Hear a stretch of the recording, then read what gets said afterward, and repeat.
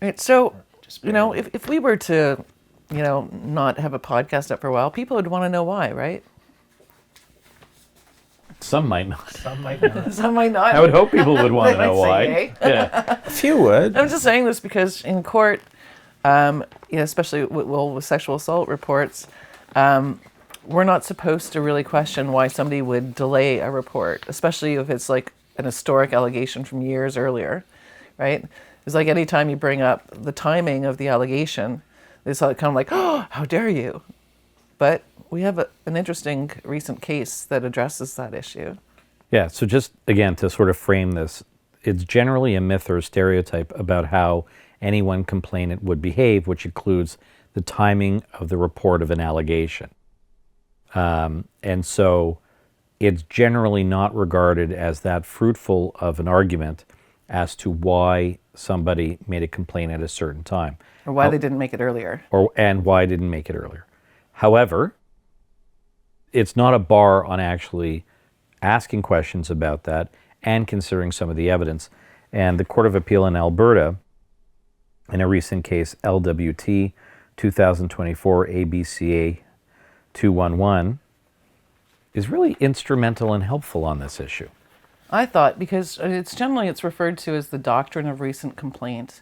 And in this case, the Crown was appealing an acquittal because The judge wondered aloud. the judge mused about the lack of information from the complainant about what changed between when this thing allegedly happened as a child and many years later when she decided to report it. And she couldn't give an answer as to what had changed and what brought about the timing of the report. And the judge just found that was concerning, combined with other details that were lacking. Right, the judge said this sort of detail would be helpful and perhaps necessary in assessing the reliability of the complainant's testimony given the time lapse since the alleged events. Makes sense. There was some interesting commentary in there too about how the accused, and in this decision they usually start with what the allegation is, but in this decision they started by summarizing what the accused had said. And in the original decision, there's mention, which I think you have a copy of, there's a mention of a bare denial versus bare assertions. Yeah, so again, let's sort of frame this so everybody understands. So this was a historical allegation of abuse of somebody who at the time was of a young age.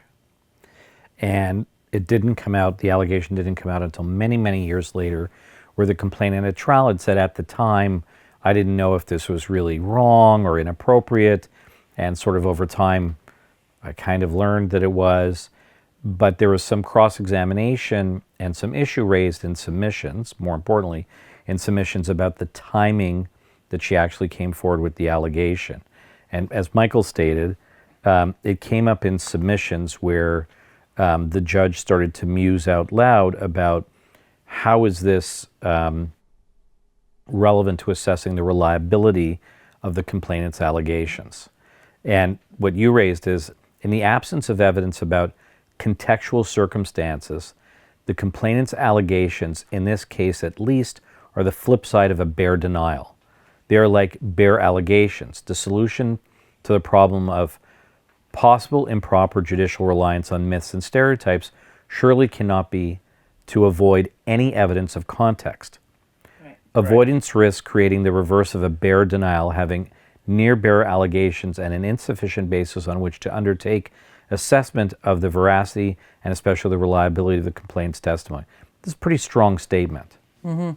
I thought it was really well put and a good summary of the basic problem in the burden of proof in these cases where you can't just take, the two sides and decide which one you prefer. But what I like about it is it goes back to, so she cites a couple of cases, which is important. One of them is a case called Roth. It's also from the BC Court of Appeal, where it talks about notwithstanding the risks of myths and stereotypes distorting a judge's reasoning process, consideration of a complainant's behavior is not prohibited for all analytical purposes.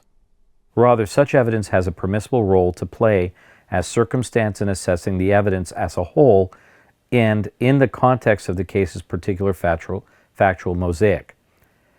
So, it's the improper use of it, but not considering it at all. That's Just for the important mere because fact that there was a delay, it can still be relevant to other issues. And she's very fair to the complainant. I love page 2 where, it's the second paragraph where they quote the judge.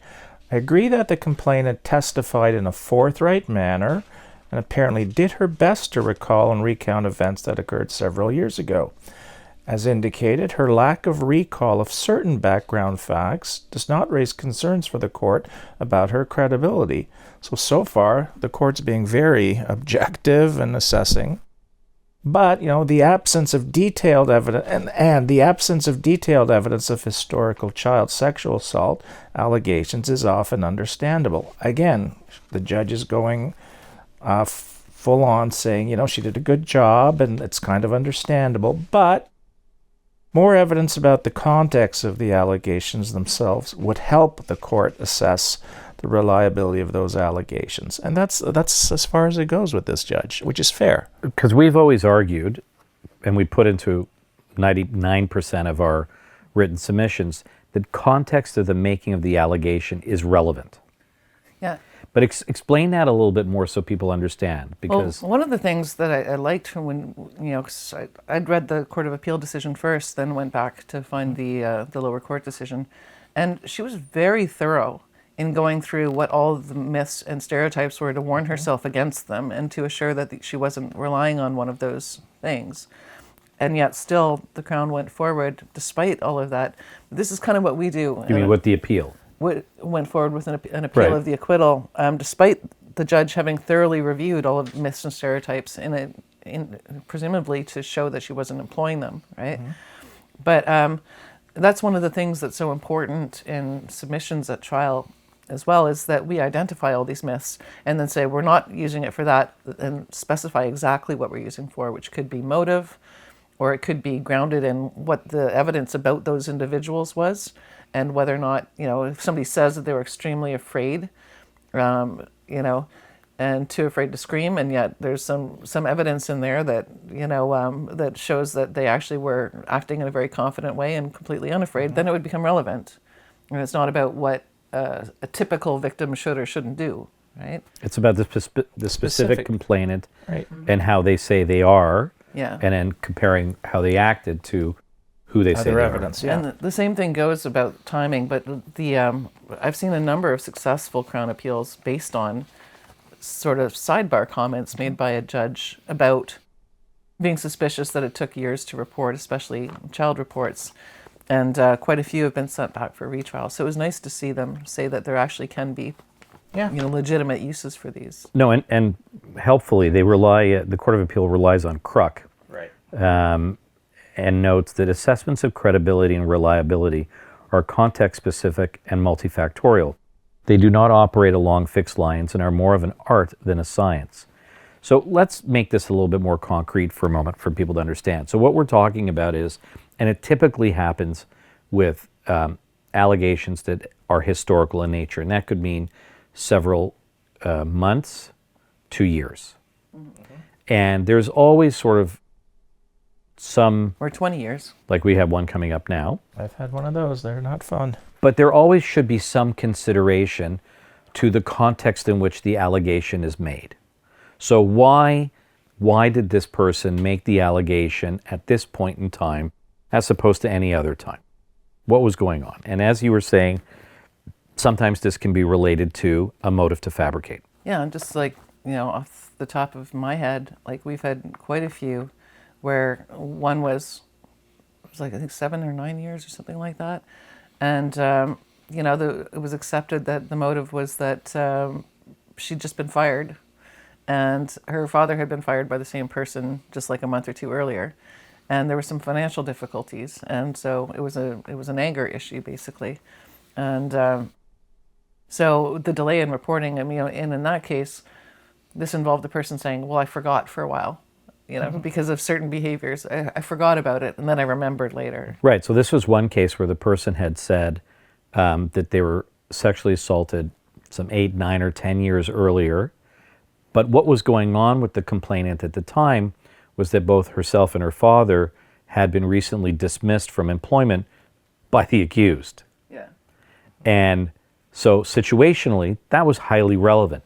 It went to motive, but it also went to the reliability of her evidence simply because of the context of the timing of the allegation. So it's twofold. Yeah. Right? It's not just the fact that 9 years went by, it's the fact that something specific happened at the time of the report. Right. Right. And there was a marital dispute that was involved as well that had, the complainant had told the police that she was, in deep doo-doo with her husband. And so she bursts out with this Trigger allegation. stuff, yeah. Something to blame it on. Right. So that was tied into possibly a motive. So, but it also talked about what was the context going on at the time of the allegation. Like in this Court of Appeal case, there's not much divulged. So it's sort of the opposite. In that one example we had, we knew sort of what was going on because we cross-examined the complainant, admitted it was not in her statement originally. But we got that out through cross-examination. In this Court of Appeal decision, they're talking about how there's really nothing to why. Like, why now? Right. When did you come to the realization that this was wrong? Like, last year, the year before, 2 weeks before, 1 hour before you went to the police? There's just nothing. And that dearth of information detracted from the reliability of the complainant. And I think that's pretty interesting. Most of the time that we see addressing the issue of the timing, it's about some sort of a motive. And again, you've said other examples are when people are in a high conflict divorce and they come out with an allegation that 5 years before he sexually assaulted me and has always been harming the kids. And that's to gain an advantage on custody and also on the assets, and then possibly making a claim for coercive control and historical abuse. And there's another good one out there, another we've had encountered in our cases.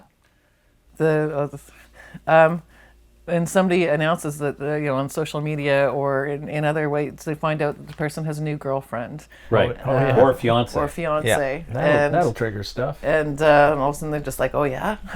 Yeah. No, but it's not a You joke. get to be happy. No, you don't get to be happy. Yeah. But pause for a second. Like, so, again, there are those who will say what we're saying is just bullshit, and that's perpetrating a myth. We know that's not true. We absolutely know that's not true. It's a myth to say that all people lie about it. We never ever say we that. never say that. The reality is when people Case by do case. lie, and we know they do because many have admitted to lying, and there's studies following their reasons for lying, and when most of the time, they give a reason. They can actually figure out why it is they fabricated. But as you said, so just the concrete example, and we've had this in a case, is so the context of the allegation being made at a particular time happens to be in relation to the accused having disclosed sort of publicly that they were engaged or had a new girlfriend. And then this other individual had said, oh yeah, you 9 years, 10 years, 20 years ago you sexually assaulted me. I'll show you. Yeah. So And your new honey. it is curious why somebody would come forward, especially when you get into the 20-year range and stuff. But if you can link it to a specific event, then it absolutely gains. It becomes a live issue at trial. It's perfectly fine. I don't want to say giving approval. That's a bad way of putting it. It's completely understandable why somebody may not want to make an allegation at the time. There can be true embarrassment. There could be damage to family or friends, reputational issues. Concern about the ramifications of coming out. Employment risks. All sorts of things which would cause an individual to delay coming out with an allegation. And at some later point in life, they might be in a different point where they are feeling much more confident and much more settled and are able to come out. That's absolutely legitimate and true. But it's when the timing and the context have two sort of polar opposites. One, there's zero context as to why. Like, it's Nothing. just Vacuum. just today I decided to do this without really any context, or it's tied in with some particular important moment and thing that has happened, such as 3 of these that we've mentioned, but we've had many more examples. So it is not wrong to address the context of the timing of the allegation.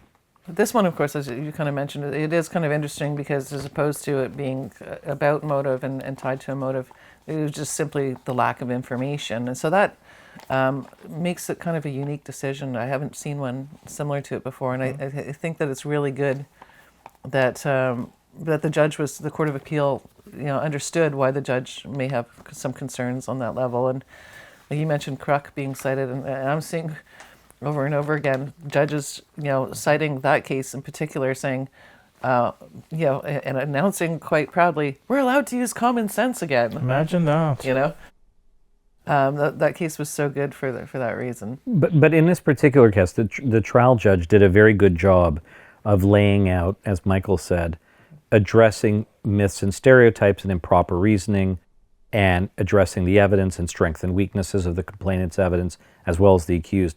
But noted, strong Court of Appeal support for that it's not to say that such evidence is necessarily inadmissible or irrelevant. There's just not a blanket, it's not something you can touch. And it's okay to probe it on cross-examination and to also address it in submissions on the overall assessment of the complaint's credibility. And she did a good job, did a good job of grounding the reasons for raising this in submissions and addressing it with counsel in strong appellate authority. And it's important that we remember this, that we don't just say because of the case law that deals with myth-based reasoning that you can never deal with why somebody has provided a delayed disclosure of a sexual assault allegation. Now that said, we've also had a number of people say, well, isn't it, weird that they waited so long and the person only waited for like a few days? Yeah, I know. And so I think there's a misunderstanding about what a delayed report really would be. So let's talk about that for a moment, because that's a good point, because it's unreasonable to suggest that somebody should automatically, within an hour or 10 Or minutes, less, or leaving somebody's residence or some other location where the alleged sexual assault is to occur, and should have reported immediately. So let's talk about that for a second. Is that... I'd say in general, if somebody reports within a week, that's considered to be pretty speedy.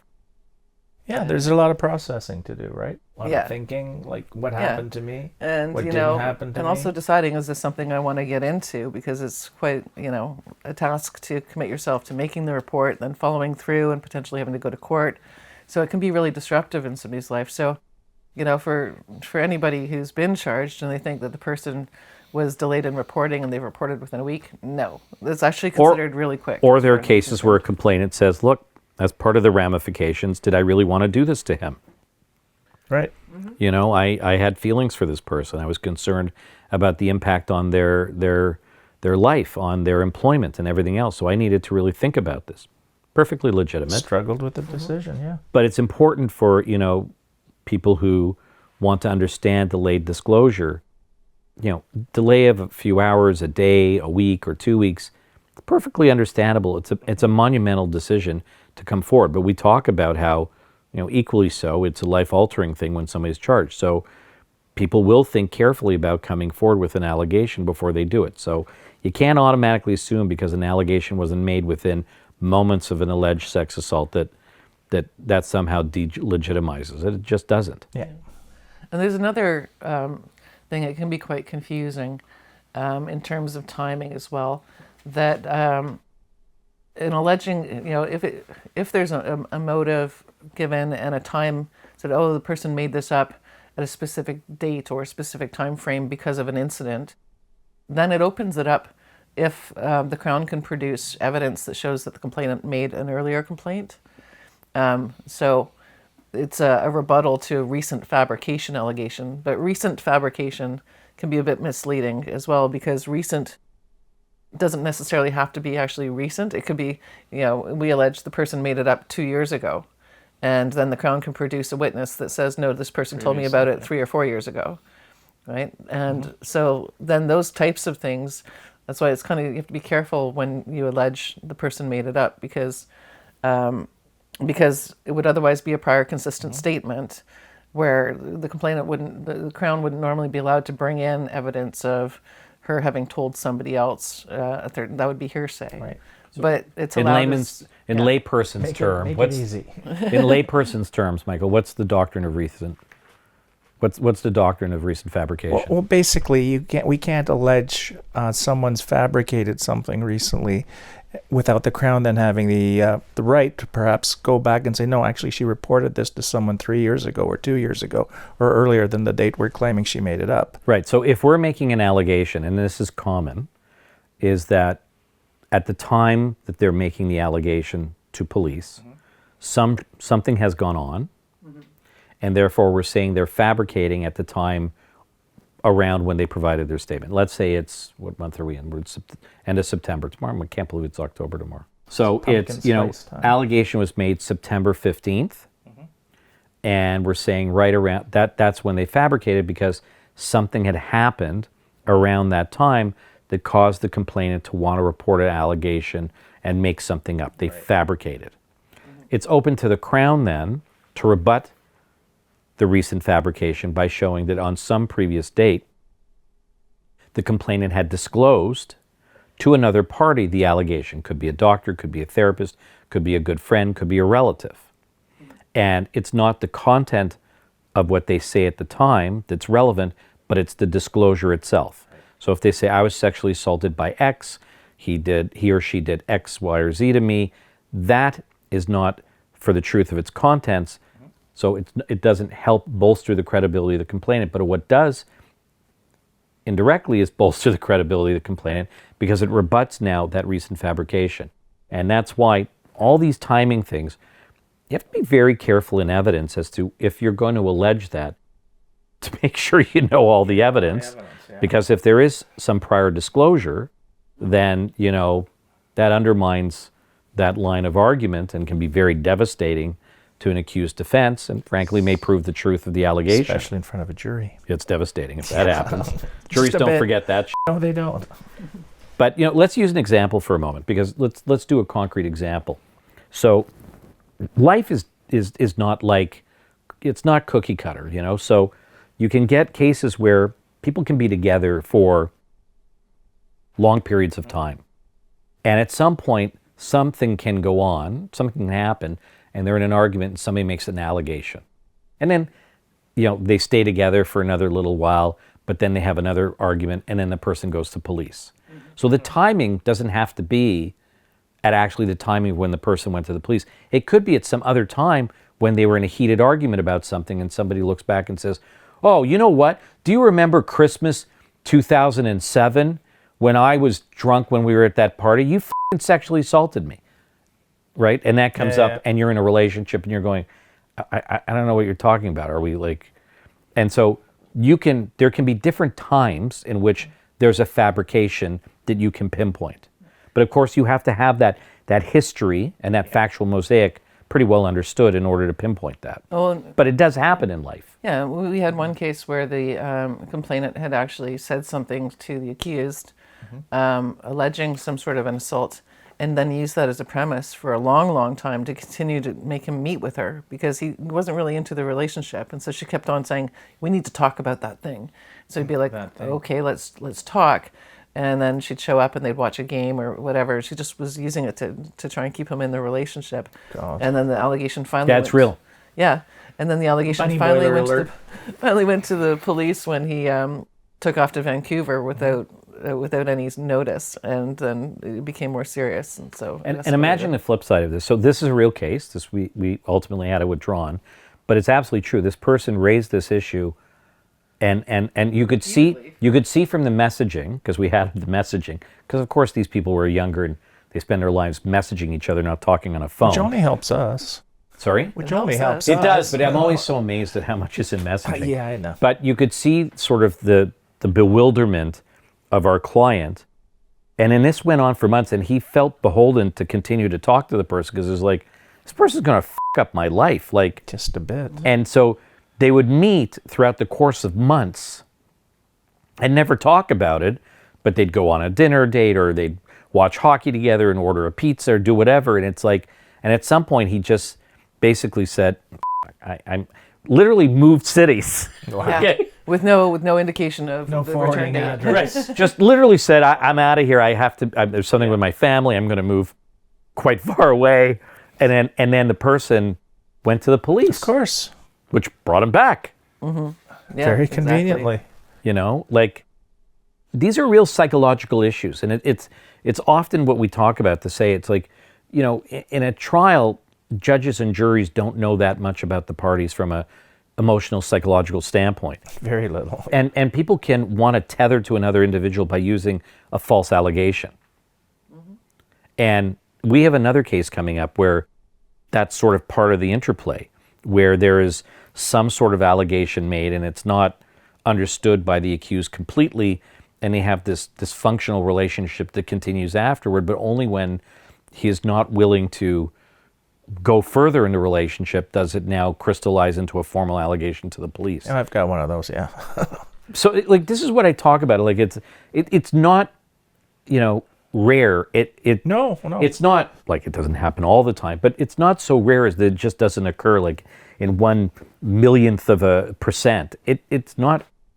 It's far more statistically significant. That's what I'm trying to say. I think there's like a lack of awareness in general from, you know, from people who've been accused, how difficult it is to isolate and point out the true purpose of what the timing is relevant to, because you know they think, unfortunately, a lot of this is just easy. Well, just go in and say blah, you know. Yeah, they don't have any evidence. And yeah, they don't have any I love evidence. when I hear that one. You know, Yeah, they do. it's obvious they're lying. It's very, unless they take a course in law, and we try and teach them, it's very hard to understand.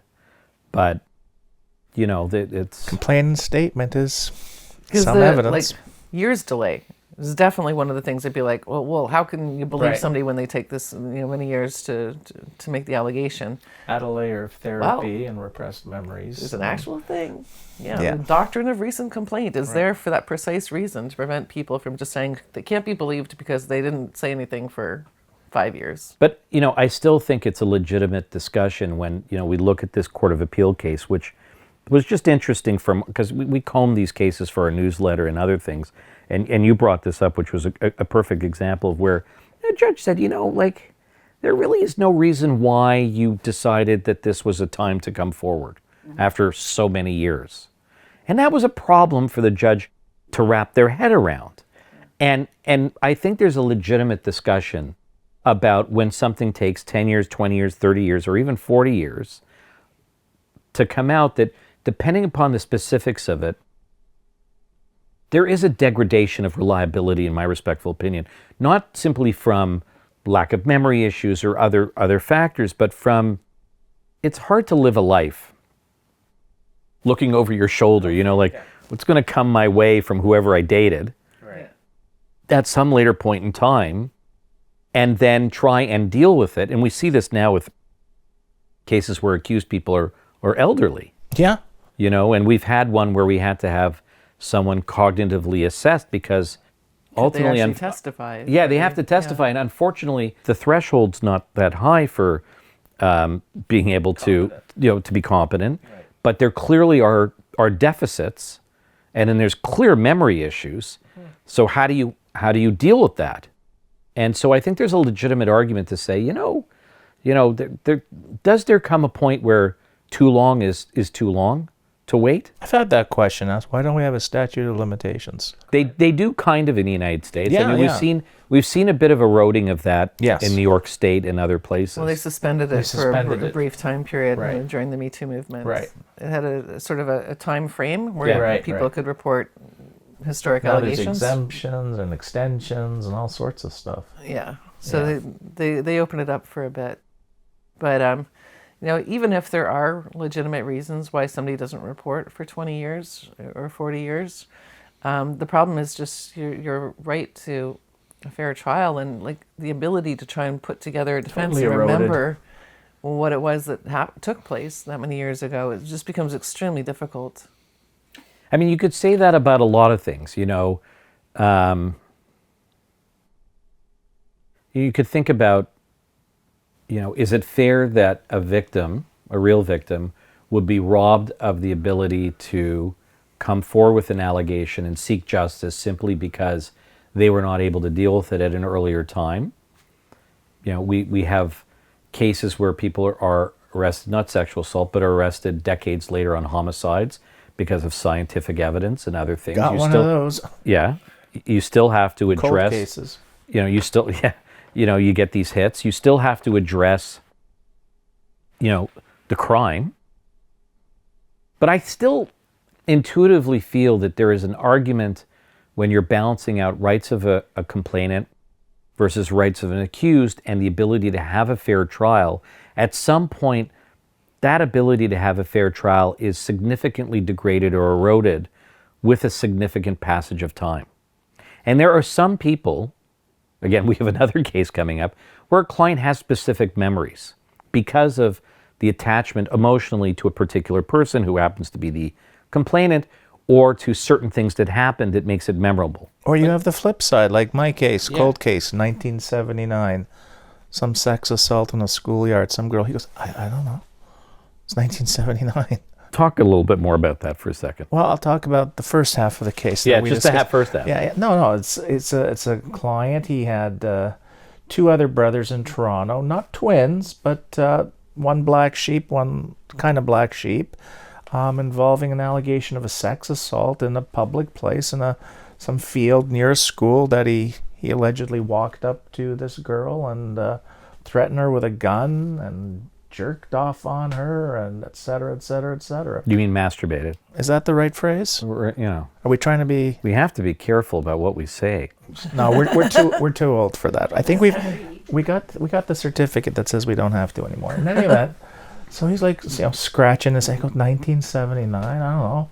I don't even know if I lived here in 70. It could have been my brother. He was getting criminally charged all over the place. Mm-hmm. So it's because now there's DNA coming forth and stuff, but he's drawing a blank. 44 years later. Yeah. Well, you'd figure you'd know if you attacked somebody with a gun, right? Says I never owned a gun. He's not just trying to figure out which one it was. Yeah. No, but it's still scary. No, but 44 years later, the allegation. Now these are pretty specific, right, pretty heinous allegations. At gunpoint and doing something of that nature. And there are defense arguments here. Well, there's a lot more to a defense than just saying you did or didn't do it. Right. No, 100%. But we're just talking from a 44-year standpoint that it's like, one particular person's going like, A, I didn't do it. B, I didn't own a gun. Right. C, I don't remember 44 years ago. And I remember that park, and I remember that school.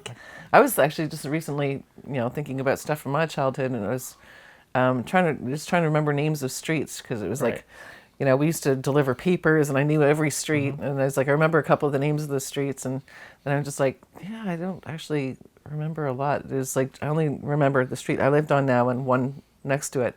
But if somebody said I did something in a park that was like, 3 blocks away, I'd be like, park what? Park what? Yeah. I guess the flip side is to say that, people can lie and say, I don't remember, but it's something so unique in nature that you would expect that they would. Mm-hmm. Right. So maybe I'm wrong in saying that there's a legitimacy to an argument about whether there should really be a limitation. There should be a cutoff point. Come on. How do you defend 40 plus years ago?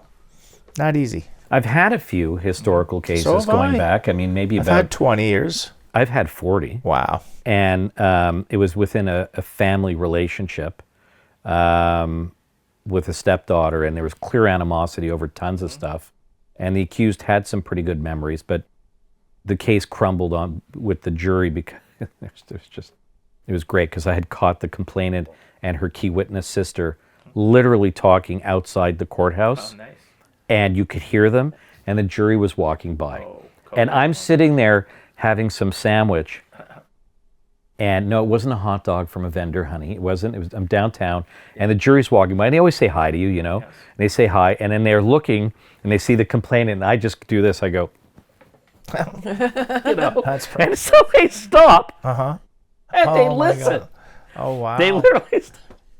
That's This was one of my favorite, and it was a good case because it involved the accused was a person who used to be a famous boxer, just in the Toronto area. He used to box at the Gladstone, which back then was a whole thing, and so we go back into court, and I tell the Crown, I'm still cross-examining this person, but something bad's going to happen, okay? And I'm telling you, it's going to happen badly. So it's going to be bad. Just sit tight, okay? Right. And the Crown's going like, what the f***? So then I just said, you literally were just outside 15 minutes ago, 25 minutes ago, talking to your sister about assisting you with the allegation that you're talking about. Correct?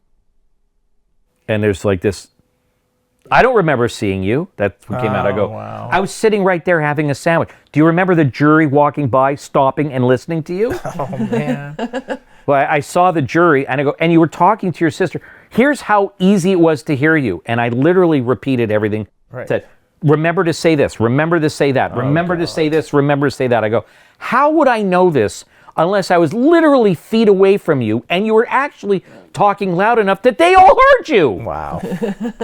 And the jury's all going like this. Oh, God. I think they wanted to speak up, and the Right, judge is like, I can't believe this. And then finally she's crumbling, Right. and the judge says, okay, enough. Can we have a moment? And the case, it was a directed verdict of not guilty right at that moment. Wow. But that's like, it's a funny story. But that was like, it's a one in a lifetime. Oh, we get a few of those, though. No, but with the jury and they're walking, I'm going like, Yeah, that's... they stop. But like, it was so much fun. Yeah. When you could pick a jury. Let him do it a few more times. No, but when you could pick a jury, it used to be so much fun. Yes. But that was like a case from 40 some odd years, and my client had specific memories, and there was enough people alive that said, oh, I remember the dynamic. I remember her. She was like she was angry because of this and that. She was mad at him, and he becomes like successful, and he leaves the mother and leaves them alone, and they're not doing well, and he's off, doing his own thing, and they were mad, and they never stopped being mad.